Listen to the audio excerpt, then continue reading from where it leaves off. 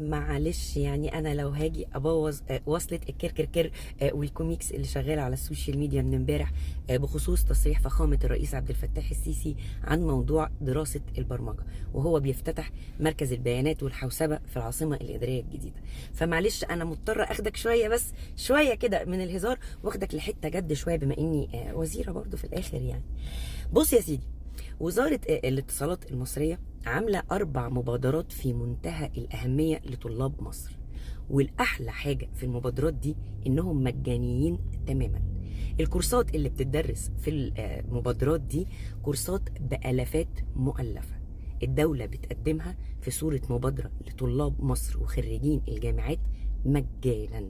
هكتب لك الويب سايت اللي هتدخل عليه علشان تقدم في المبادرات دي. عندك 4 مبادرات بحسب الفئة العمرية للطالب اللي احنا بنتكلم عليه او الخريج. عندك مبادرة براعم مصر الرقمية، ودي من 4 ابتدائي ل6 ابتدائي. وعندك اشبال مصر الرقمية، ده من اولى اعدادي لحد تانية ثانوي.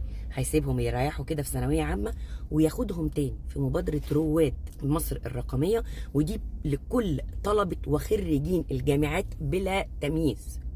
في بقى المبادرة الرابعة، ودي اسمها مبادرة بنات مصر الرقمية. المبادرة دي لخريجين تخصصات معينة بعينها، بمعنى كليات هندسة، نظم معلومات، تجارة، اقتصاد، علوم، فنون تطبيقية، فنون جميلة. يعني لو انت خريج كلية من دول بتقدم في المبادرة دي علشان تبتدي تاخد الكورسات بتاعتها. ليها امتحانات مؤهلة وليها شروط كلها بتقدر تعرفها من الويب سايت. واظن مفيش حد فينا في الزمن ده مع كل التكنولوجيا دي ما يقدرش يدخل على ويب سايت ويقدم.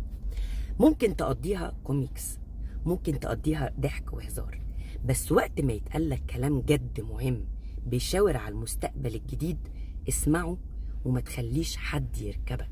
هتقولي طب الاعلام ليه ما بيتكلمش عن المبادرات الجميله دي؟ الحقيقه ان وزير الاتصالات بنفسه كان في مداخله في كذا برنامج اتكلم على المبادرات دي، بس حضرتك مش متابع الاعلام. انا عن نفسي ما عرفتش من الاعلام، انا عرفت من واحده صاحبتي بنتها بالفعل في مبادره من المبادرات دي، وبسم الله ما شاء الله عليها، يعني البنت ماشيه وازحه فيها.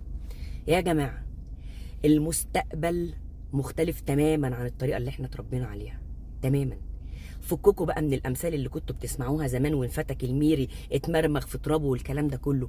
جماعه احنا كلنا خريجين جامعه متساويين، اللي هيميز البني ادم فينا مخه والشهادات الزياده اللي بيزودها على شهاده الجامعه. انت لو دخلت على جوجل المجاني وعملت سيرش ب3 نكله، كتبت مرتبات المبرمجين، هتشوف ارقام فلكيه حقيقيه. خلاص، عايزين نطلع لبكره؟ اسمعوا النصيحه، اسمعوا النصيحه الحقيقيه. الدنيا ما بقتش دلوقتي ثانوي عام، بقى في عندك مجال كبير قوي في الثانوي. سيبكوا بقى من عقليه زمان دي.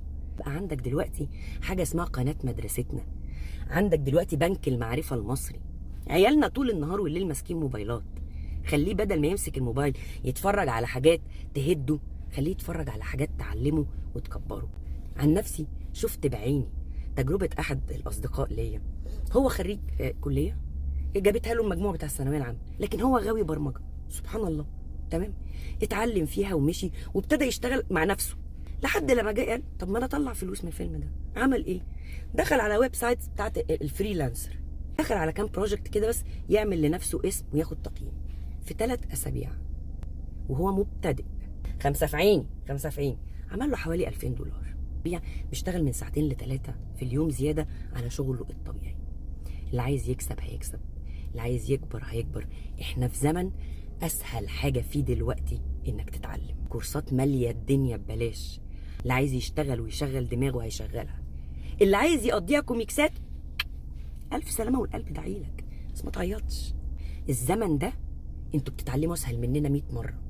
الدوله بتعمل لكم حاجات ما اتعملت لناش، المبادرات اللي موجوده دي احنا ما شفناهاش. انتوا جيل اكتر حظ مننا مليون مره. اللي هيستغل الفرصه هو اللي هيطلع لقدام. روحوا قدموا في المبادرات دي، واكيد في مبادرات تانية كتير، وكل ما الاقي مبادره هاجي اتكلم معاكم عليها وهحط لكم اللينك بتاع التقديم. ويعني يا ريت اللي له تجربه معاهم يحكي لغيره.